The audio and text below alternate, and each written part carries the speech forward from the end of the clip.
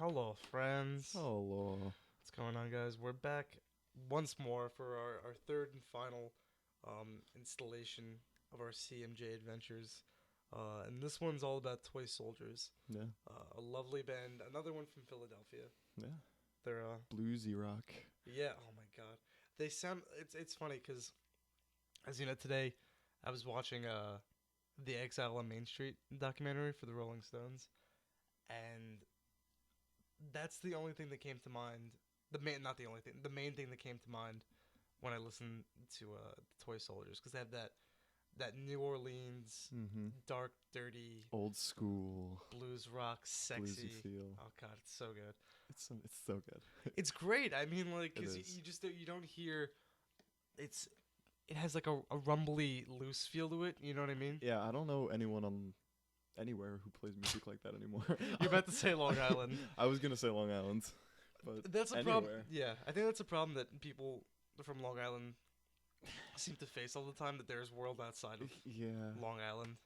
Well, no, I didn't mean it that way. No, 'Cause I'm just kind of going off of that. Okay. Because I think it's. No, Would I you say agree. That, I agree. It's yeah, because we almost have this. Yeah. No, we suck. we do. I mean, like, our bagels rock. Yeah, our pizza's awesome. I mean, as far as I'm concerned, Nassau County is it's like any other suburb. Like, it's not great. It's kind of a piece of shit sometimes, but like Yeah. it's our piece of shit. Exactly. You know. But there is always that weird, scary mentality where it's just like, oh yeah, no one here does that, and then it's like, wait, there are like other states, Yeah, and they exist. yeah, beyond New York, Especially and since even New like, York is so fucking vast. Yeah, well, Long Island too. Like, I mean, it's all pop punk pretty much too. I Yeah, mean, not all, sorry, but there's a guys. lot of pop punk. So when we Yeah. hear like there's a different style of music brewing on Long Island, it's like, It's are exciting. you serious? It is exciting. It's absolutely exciting. I don't know. They're not even from Long Island. per Yeah, se. no, they're not. It always comes back to this. It always comes back to our dear Nassau.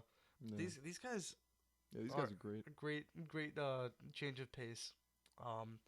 And again, also from Philly, like Wild Wild Rompet, Rompet is also from who Philly. who as of now has made their third mention Yeah, in seriously. nearly every podcast we've had. I we've think mentioned this everyone. band. Has it been I everyone? think It it's might have all- been. all of them. Yeah, They're fucking awesome. yeah. They're great we'll keep guys. mentioning them. Yeah, I would. I mean, they're absolutely. Yeah. They're some of the best guys you'll meet in the scene, and I mean the same goes for Toy Soldiers. I think it's something in the water, personally. Yeah, probably. And I was talking. You'll hear it later in this. Like the other videos or podcasts rather. There's a latter interview. We're just babbling here for a little bit for some Yeah. filler. But they talk about the fledgling music scene in Philadelphia, Sure. which I mean I never would have like. You never think, oh, Philadelphia got the great music scene. Right. You know, it's not that it's a bad like it just doesn't come to mind first. Really. No, yeah, but I mean that's interesting because, I mean, both of those bands are from Philly. Yeah. Wild Rompet, Toy Soldiers, and they're like completely like you don't really hear any of that anywhere. You don't. You know? Yeah. I mean, not that I've been anywhere quite outside Long Island in terms of listening to music. But, Yeah. Yeah.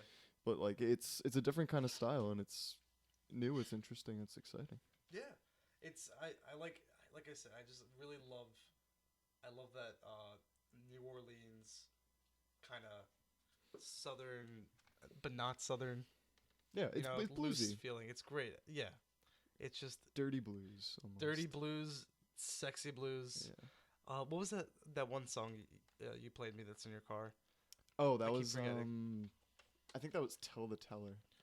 That's fucking That was a awesome. great song. It sounds like it has like a little taste of like Ray Charles in there too. I It think. does. Like again, There's I some just soul saw the in Ray there. Charles movie today for the first Yeah. time, and I'm thinking Georgia. It kind of sounds like it a It little does bit. because there's that soulful element Yeah. to it. You know, they're singing about something they enjoy. Exactly.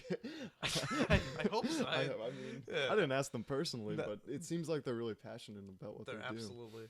I mean, and his voice is so unique too. It is. It's very. It's because it's old school. But do you know how bands today like? I'm not ripping on bands who do this, but I noticed that bands like Gary Clark Jr. and I guess kind of a little bit of Black Keys, they have this. in the vocals, there's sort of like an effect on the vocals. Do you know what I'm talking about? They almost like put an effect on it to make it sound like it's old school. Yeah. Do you know what I'm saying? There's like a little bit of an effect in there, like whether it's an echo or a slight like, you know, twinge to it. Mm-hmm. But then with Toy Soldiers, his voice is just completely natural. They don't put any effects on it. And it just sounds like classic. Yeah. Exactly. You know, it just sounds like you're living in, you know, again, like you said, the New Orleans dirty blues kind of time. It's awesome, and it's, you know, there's one thing listening to us babble, you know, on about this, and actually listening to it yourself. And actually listen to it yourself. We'll put the link in the description. We will. I just pointed down there. Yeah. I'm trying to get. We're gonna do some more. We're gonna do some videos. Yeah. Eventually. So I'm gonna get into the habit of doing more hand motions instead of just sitting. Plus, you're here. Italian, so I cannot speak with my hands down. Is it a Ukrainian thing too? No, it's not. I can't. I really can't. No, Ukrainians just drink a lot of vodka. That's pretty much their thing. Racist. Oh, I see. All right. So without any further ado, here's our fine interview with the men of Toy Soldiers. Yes. So take a listen. Enjoy. Take care. All right, I think we're good. Yeah, that's right. Hey guys, this is JP from the Music Obsession. I'm here with Toy Soldiers. You want to introduce yourself? Sure. I'm Ron Gallo. Dominic Billett. Matt Kelly. I'm Bill McCluskey. Very good. Thanks for taking the time, guys. Thank you. So I listened to the new album. Congratulations. It's like brand new, right? About a month old? Yeah. Nice. Thank you Very very cool. much. No, it's sick. I love it. It's very like blues oriented. How'd you get around to that, like that specific type of sound? Maybe like there's a common enthusiasm and respect for American music from the 20s, you know, up to today, and that's kind of where our friendships and musical cooperation kind of was based in, a mutual love of all that music, and yeah, there's something really badass about rock and roll and blues, you know? You can't fucking, as soon as you get back to like the blues, yeah, the basic blues, you can build off of so much. It's kind of at its rawest, but it's still really effective and profound, and it's very elemental, but really provocative. Absolutely. Who do you think your favorite blues artist would be if you had to choose? Or the most influential in the album? You want to like pass it around? There's a few. I think we're really influenced by like all Delta guys, Robert Johnson, Charlie Patton, Elmore James, personally, big influence of mine. I mean, not necessarily like strictly blues, but you know, people that sort of kind of did what I think we do with blues is sort of like, you know, mix it in with others, you know, genres and styles. You know, like Ray Charles or Dr. John or Harry Nilsson. Just sort of stylistic, you know, mixtures. Mississippi Fred McDowell, Hound Dog Taylor, Howlin' Wolf, and Muddy Waters for sure. Howlin' Wolf is probably like my favorite blues dude. So much that I forgot him at first. Tracy Chapman and the Spice Girls.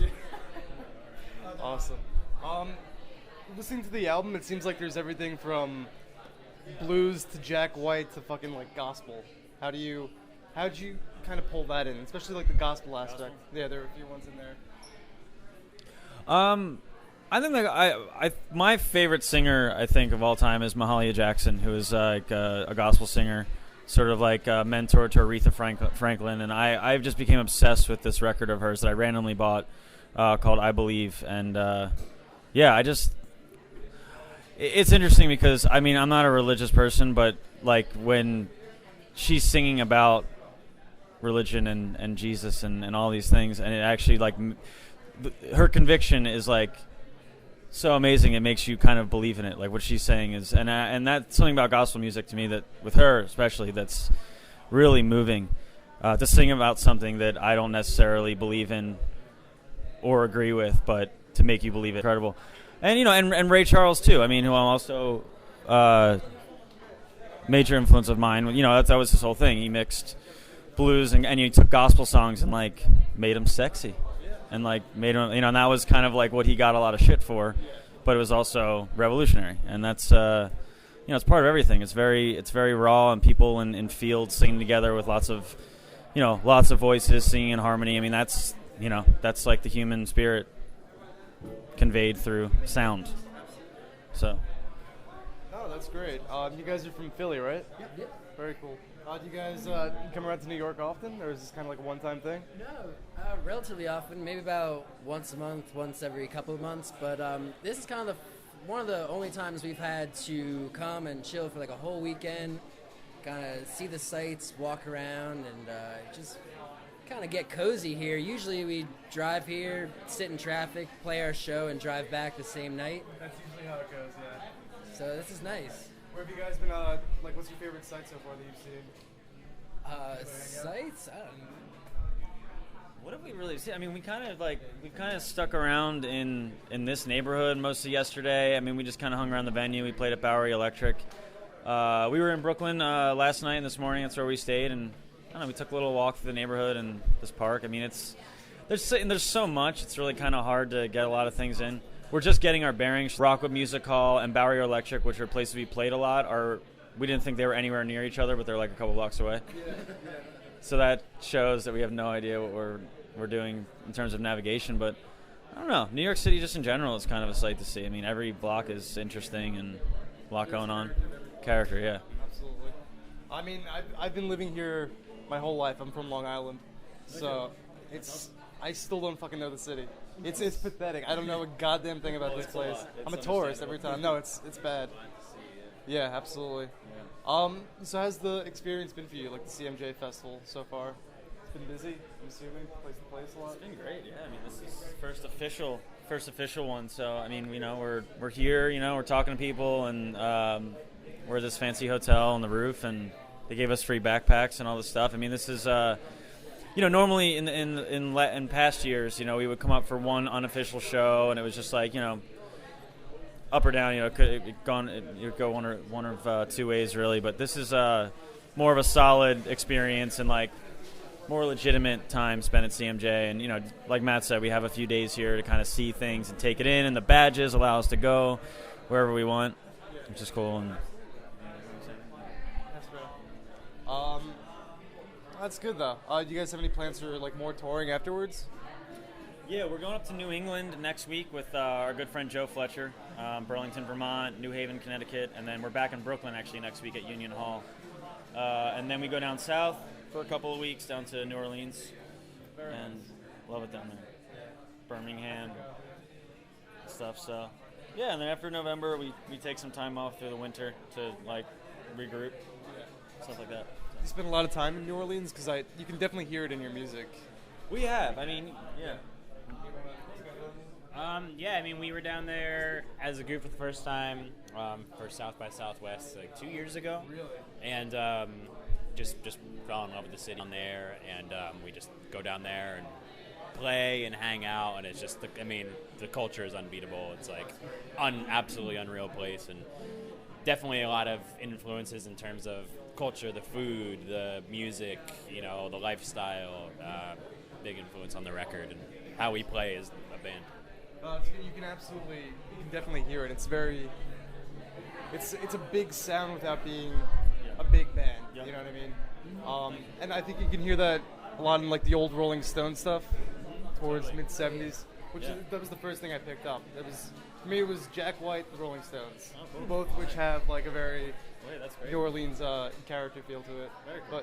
But the album cover was taken on our friend's porch in New Orleans, actually. Really? Yeah. Yeah, it has that southern feel to it. Yeah. It's very cool, very cool. How many albums have you had before this? One full length from like 2009, and then in between we've had, I think, 3 EPs. We put out a 45, put out like a single, but this is like the second full length album, but really the first. Yeah. Gotcha. And how long have you guys been together for? This is our 3-year anniversary. 4-year anniversary. Congratulations. That's big. Thank you. That's awesome. Feels good to be here. I think, it was 2010 CMJ, October 18th, which is today, was our first show all together in Brooklyn. Yeah. That's big. Yeah. before that, there was some other stuff. I mean, the name and the band existed, but it was different things. Yeah, absolutely. Did you guys play a lot locally in Philadelphia, or just kind Do of? we now? Well, yeah, in the beginning and now. In the beginning, I mean, that's where it was really built. It was for a while. It was just me and a drummer for a bit, and we just like pounded the pavement. We played house shows like every week and as many shows as possible, and really just kind of got our bearings and started developing Philly. And then as time has gone on, we've built up Philly a lot, especially with this lineup. We used to play like twice a month, and now we're kind of just playing in town like once every few months and focusing on touring and just trying to do like a couple big hometown shows. Cool, that's good. Do you guys know Wild Rompet? Yeah, I saw them not too long ago at Spike Hill. Oh yeah, Brooklyn. awesome, yeah. Great guys. Their sound is incredible too. Do you guys play with them a lot or no? We never have. We have to check them out. I met Paul. I went back to Philly for a friend's CD release show, and he did the sound. That's where I met him. And he's like, "Oh, and Wild Rompet." And I had never heard them. I haven't heard them yet, but I hear great things. So. Yeah, no, they're a great live show. It's like it's one of those things where you hear it right out of the album, and they have all the sound bites and all that. So it's good. They're very nice guys, very professional. That's awesome. How'd you go about recording the album? Speaking of that. We recorded in Philly with Bill Moriarty, who's a producer down there. He did like Dr. Dog and Man Man, which was like sort of how we discovered him and desired working with him. And then the record's like mostly live, just kind of all of us playing together with a few overdubs here and there, but mostly live. That was kind of the point, is to capture the live energy of the band and make that old time good feeling record where you just like you feel like you're there, and more about vibe and energy as opposed to perfection. So yeah, oh no, it's the raw energy that gets. You don't want it to be too perfect. That's the beauty of rock too. I think it's like it's gritty, it's shitty, and it's good all at the same time. It's fucking awesome. All around, has it been like a lifetime thing or? It's probably gonna be different for everybody. I mean, my personal upbringing was not very musical. I don't have any musicians in the family, immediate or extended. My family didn't really even listen to a lot of music. My mom was just like a top 40 radio person. My dad, he liked some Tom Petty and Frank Sinatra and here and there, but music didn't really play a heavy role. I kind of found it on my own in high school and stuff, and got a guitar and started playing. Mostly like punk and stuff was my beginnings. And then, I think my discovery of like blues and soul music and stuff is sort of in line with the creation of this band, which is, been kind of a huge part of it. It's kind of all, it's sort of, as you dig deeper and dig deeper, that's kind of like, it's in line with the band, so. I didn't really have a musical family or anything. My brother and sister were both really into like punk rock phase and the rebellious sort of thing, so I latched onto that. My dad was a big classic rock enthusiast, so kind of had both those worlds, and then just evolved from there and started exploring different instruments and how they worked, and just loving the whole process of putting it all together. Yeah, I guess like my upbringing musically is probably pretty similar to Ron's, other than like, I used to go to church every Sunday, and other than like Catholic hymns, but it was like top 40 radio sort of stuff. And then the neighbor across the street from me, he yeah, I'm not talking loud. Why do you whisper? No, because it's recording. Anyway, the neighbor across the street from me, he played guitar, and our other friend played drums, and I just started playing bass because that was what it stuck with me. So. I started playing piano when I was 7. And, stopped taking lessons when I was 12, but just never stopped playing. My parents had terrible taste in music. Sorry, guys. Jimmy Buffett, just like a lot of Jimmy Buffett. Your dad wearing shirts too? Oh yeah, he's got the shirts. He's got a tiki bar in his basement. He's something else. Yeah, so I wouldn't really say that influenced me too much. I mean, it is 5 o'clock somewhere, but other than that, and I just kind of discovered stuff on my own, like started listening to The Doors when I was in 7th grade, and it meant way much more to me. Like, Jim speaks to me, and I had no idea what he was talking about. And then I moved. No. We had that in common, me and Jim. No idea what we were talking about. And then, I thought I was a hippie for a while, got Birkenstocks, listened to Fish, and then grew out of that.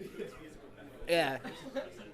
And then, pretended I was an emo kid in high school, did the awkward transitions, and then just stopped caring and just started doing whatever I felt like it. And now I met these guys, and this is how that happened. Pulled you out of that emo rut. What's that? I said pulled you out of that emo rut. Yeah. I was the same way. I was so sad. Go back to the Birkenstocks. Go back to the Birkenstocks? All right, bro. We're all going back to Birkenstocks. I had some musicians in my family, but I was a pretty casual musician all throughout high school. I too really liked punk, like the Ramones and Bad Brains and the Damned. But I played drums too, but I never really got past like the 3 chords of punk. But then as I got older and I got into blues, like I realized that it only takes 3 chords to play blues too. And I mean, that's really where punk comes from, is from the blues too. And so I just really dove in head first, and I got really, really into the history of everything. And but even throughout that, I was a pretty casual guitar player up until I got in the band. And like I originally wanted to be the drummer for the band, but Dom's a much better drummer than me. So throughout like my just worked on the guitar and really grown to love it. And yeah, I never really thought I would be like such an active guitar player, but because like my dad and my brother are both guitar players, and they're like, my brother especially is like super nasty good and like into metal and stuff, and he's just like super good. It's hard. Yeah, it's really hard. Dude, guitar is really hard. People do not give guitar stuff credit. You're telling me, man. Yeah. Piano is what blows my mind the most, though. I tried playing piano as a kid. It's the 2 things at once that kills me. Yeah, but it's not as like you're having the bass and like the treble at the same time. It's that kind of See, I can do chromatics, but I can't do string instruments. Yeah. Gobbledygook to my brain. Speaking of piano, like I hear a lot of honky tonk kind of in there. Where do you get that from? Any? I think that was probably when I stopped taking lessons at 12. That was the last thing we learned. His drinking habit. Yeah. I'm assuming like that's just what stuck with me the most, and I never learned how to play classically or anything like that. I learned how to play by ear. The guy who taught me how to play by ear, and just more theory based, and that's the most fun to play, you know. So that's just what I did. I know my way around the clefs, but I wouldn't say that I can sight read, you know. If I sat down and plunked it out, it'd take me like an hour and a half, but I could do it. But I do not sight read at all. It seems to be that like people who don't read music are usually the more emotional players. Because people this is a big generalization, obviously. I'm gonna get shit on for this, but it's Mostly true. because it's a mechanical thing at that point. You know what I mean? It's definitely possible to like overlearn, and then like the education can start to get in the way. And I mean, if you start from like you just want to say something through your instrument, and you're like you know what you want to say, and then you're figuring out like how to say that like by any means, rather than like you know how to say everything but you don't know what to say. So yeah, you get a much more raw emotion that way. Yeah, the more you learn, the more options there are for limitations and what you can put out. Absolutely. I think one of the things a lot of people get like freaked out with, especially like young musicians, is when you go through music education, you find out that everything's kind of already been done, and that like dissuades you a little bit from making new stuff. But it doesn't. What do you feel about that? It doesn't. I mean, for me, it doesn't really matter. Like you should go out there, make whatever you feel like you should be making. Yeah, I mean, I don't know. I know tons of like great musicians that like are not much of songwriters or performers or like the character there. Like technically very proficient, but they're very much like by the book, and I'm the exact opposite of that. So I really can't relate to it because I have no like musical understanding really at all. It's just strictly by whatever gut. Yeah, and then for me that's 97% of it for me personally, and that's just what resonates with me. So I think that it's most important. A good song can benefit from good musicianship, but it doesn't really work the other way. Like if there's a shitty song and you're crushing it, it doesn't really matter. Yeah, no, it makes no sense. So, yeah. And like what you said about like the education thing and being overwhelmed by like, oh, somebody's already done this. I mean, I had this conversation with somebody else. Like the same thing could be said about like writers, like literature writers. And I think maybe like Edgar Allan Poe said that. It might have been him. I could be wrong, but he said that you're only regurgitating something anyway. Yeah. So to try and like reinvent anything, you're not going to do that. You can only really just bring it out from yourself, or like whatever your lens is, like Matt's lens or Luke's lens or Bill's lens or Ron's lens or Tom's lens. So yeah. No, I totally agree. Yeah. Absolutely. Going off of that, like if you had to give some advice to up and coming musicians, because you guys have obviously been successful within these 4 years, some people just fucking quit after the first year. How would you kind of inspire them? Well, it's very much a game of perseverance. I mean, one time in a million, you're going to kind of like get something really good going right off the bat. I mean, it happens very, very rarely. So, I mean, you have to be prepared for a serious grind, and like the second you stop having fun or stop believing in what you're doing, then you're going to naturally with it, remember why you're doing it, and believe that it eventually will lead to something good, and then it'll bring you to a comfortable place, or you're not going to make it through it. It's tough. I mean, it really, really is. I mean, it's, every person most people that are very established. I mean, they slept in cars and they were, playing to 5 people. I mean, everybody has to go through that. And if you're not fit for it, then, it's not necessarily your game. You need to be thick-skinned and don't plan for any sort of shortcuts. Like, just do all of the grunt work that needs to be done, and that's just what's supposed to happen. Like, you have to put the work in, and don't think like, oh, I can make a cut by knowing this person, and just like get really big. Like, don't ever plan for that kind of stuff. Just do it for the right reasons. Believe what you're doing, and just make good stuff forever, and don't do it for any other reason. And keep and be realistic about what you can obtain and where you can go. Yeah, I don't know. Be yourself. Buy a leather jacket and turn it up to 10. Pack extra socks wherever you go. Just an extra pair of socks. I still don't do that, so heed my warning. Own a pair of running shoes. Particularly Seth Davis running shoes. He wants to talk about the shoes again. He wants to talk about the shoes. Nice. One last question, then I'll let you guys go. For the songwriting, what usually comes first for you? Is it the lyrics or the song structure, or is it just kind of like each song is different? I'll always sound like a douchebag when I talk about this, but songwriting is like very much. It's just kind of like it's like blacking out. Like you sit down, and the next thing you know, like you have a song, and you have no idea where it came from. It's very much just like a flowing.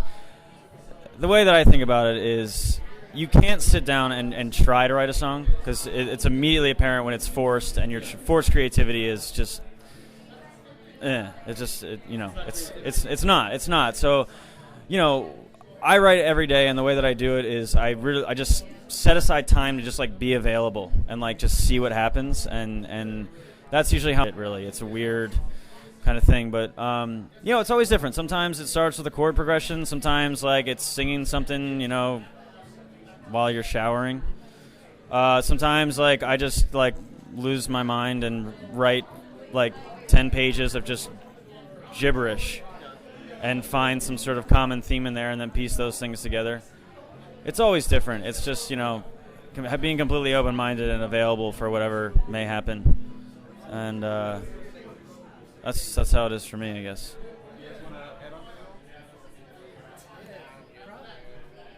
Process is always kind of different, and yeah, sometimes it's just like lightning striking, and you have a whole song out of nowhere after a crazy absinthe dream.